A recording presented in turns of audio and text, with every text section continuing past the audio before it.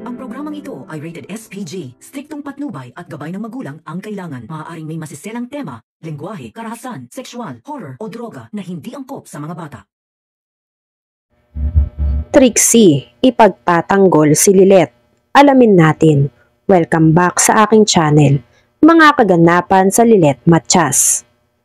Trixie, binalaan ang mami Patricia niya na wag gagawa ng eksena kapag nag-umpisa na ang tala awardee dahil nakakahiya daw sa mga tao sa paligid nila. Kaya habang nag-uusap ang mag-inang Patricia at Trixie, biglang nakarinig ng sigawan si Patricia at si Trixie. Pagkatingin ni Patricia, nakita niya na nakarating na si Lilet kasama ang pamilya Matias. Hindi alam ni Trixie ang gagawin niya. Napatigil ang pamilya Matias kasama itong si Kurt nang makitang nakatingin sa kanila itong si Patricia at itong si Trixie. Bakas sa mukha ni Patricia na naiinggit ito sa award na matatanggap ni Lilet.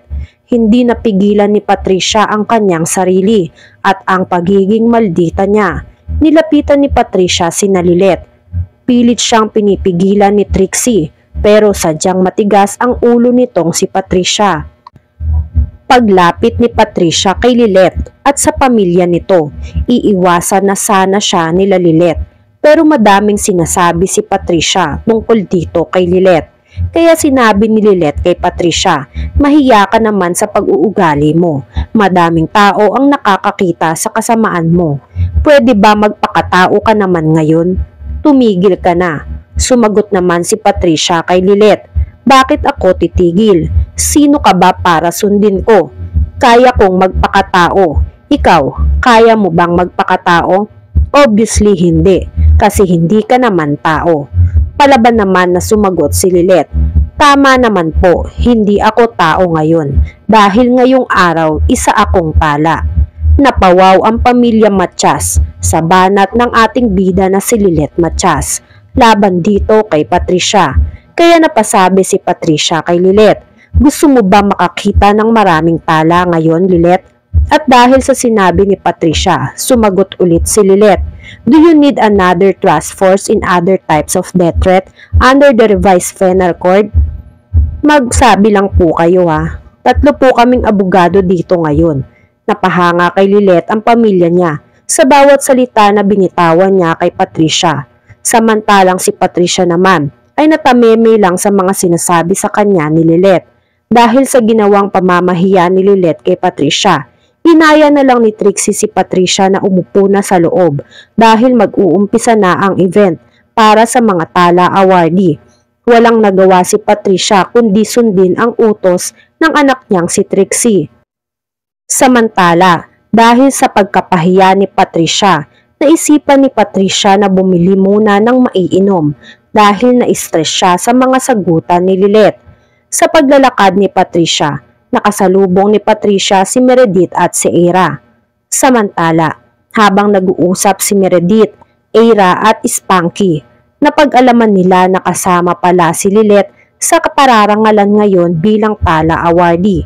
Kaya naman lalong nag-init ang ulo nitong si Ira at naging busangot ang mukha nito.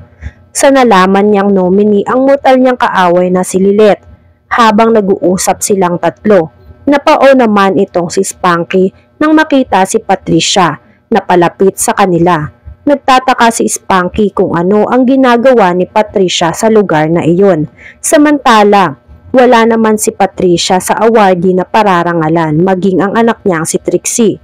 Lumapit si Patricia kay Meredith at nagbeso kunwari ito kay Meredith. Napangisi naman si Spanky sa ginawang pamamlastik nitong si Patricia dito kay Meredith. Pagtapos makipagbeso, napansin ni Patricia na kasama ni Meredith ang anak na si Ira. Kaya kinausap ni Patricia si Ira. Di ba ikaw si Attorney Ira Simons? Gusto kong makilala ka pa mabuti, Attorney Ira. Dahil balita ko, mortal na kaaway mo si Lilet Matias. Balita ko, hindi kayo magkasundo ni Lilet. I actually find that very interesting. Nawirdohan naman si Ira sa mga pinagsasabi nitong si Patricia. Sakalang napagtanto ni Ira na mami pala ni Trixie itong si Patricia at mortal na kaaway din ni Patricia itong si Lilet. Samantala, nagulat naman itong si Meredith sa sinasabi nitong si Patricia kay Aira dahil nakita ni Patricia na nagtataka si Meredith. Nagtanong si Patricia kay Meredith, "Don't you think Attorney Meredith?" Nagulat si Meredith kay Patricia dahil hindi alam ni Meredith kung saan bang parte ang kaiinteresan niya sa pakikipag-away dito kay Lilet. Kaya sumagot si Meredith kay Patricia, "Why should I find that interesting?" Napatingin si Patricia at napanghaging kay Meredith dahil hindi magkasundo ang anak mo at ang anak mo pang isa.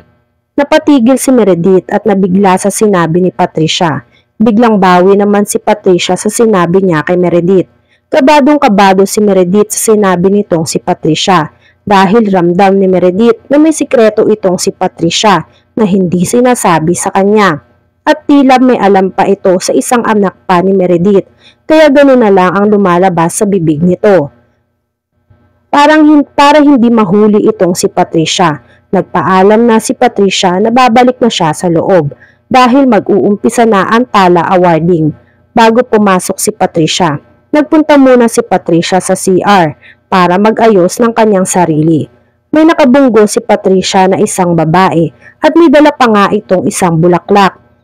Magagalit sana si Patricia dito dahil hindi ito tumitingin sa dinadaanan nito.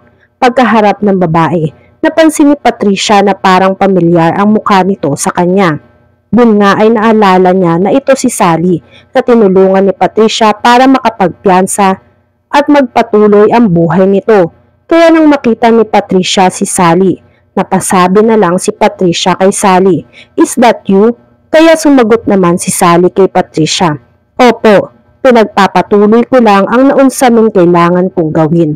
Sinabi ni Patricia kay Sally, "Wag na wag mo akong idadamay dyan sa plano mo dahil ayokong makulong. Sinasabi ko sa iyo na ipagpatuloy mo lang ang buhay mo.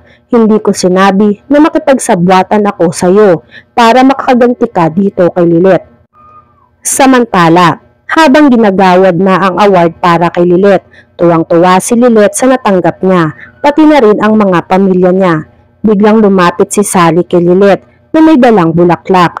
Nagulat si Lilet kung ano ang ginagawa ni Sally sa event na yon at kung bakit ito nasa stage at kung paano ito nakalabas ng kulungan at may hawak pa itong bulaklak. Kinagulat ni Lilet nang biglang ilabas ni Sally ang baril na nakatago sa bulaklak. Kaya napataas na lang ang kamay nitong ating bida na si Lilet. Napatayo naman ang lahat sa takot nang makita nila na may nakatutok ng baril kay Lilet, pati na din dito kay Aira, Meredith at kay Spanky. Naiwan sila sa taas ng stage, samantalang ang mga tao ay nagkakagulo na palabas.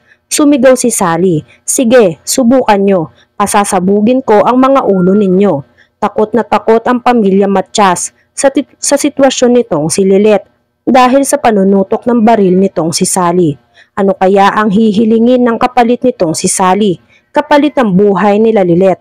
Yan nga ang mga kaganapan at mga dapat nating abangan dito sa Lilet Matias. Kung gusto nyo para mga gantong klaseng video ay mag-subscribe at i-like itong video na to. Maraming salamat po.